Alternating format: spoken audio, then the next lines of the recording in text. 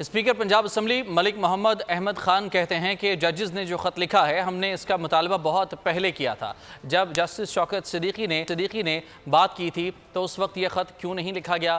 Justice Saqib Nisar کے دور کی صورتحال پر خط کیوں نہیں لکھا گیا؟ انہوں نے کہا کہ 2018 سے 2024 کی صورتحال پر بھی نظر ڈالیں۔ خواہش کر رہا ہوں کہ یہ سارے جو معزز ممبرز بینچ پہ بیٹھے ہیں یہ تب بھی بیٹھے تھے جب یہ خط جو لکھا آج گیا ہے، تب تو ہم مطالبہ کرتے رہے کہ خط لکھ دیں۔ جب شوکت صدیقی بولے تھے تو وہ بولنا تھوڑا تھا، تب یہ خط کیوں نہیں لکھے گا؟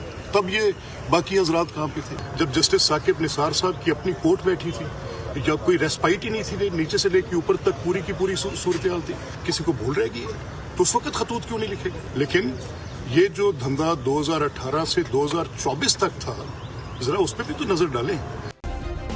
سبسکرائب کریں اور بیل دبائیں تاکہ کوئی خبر رہ نہ جائے۔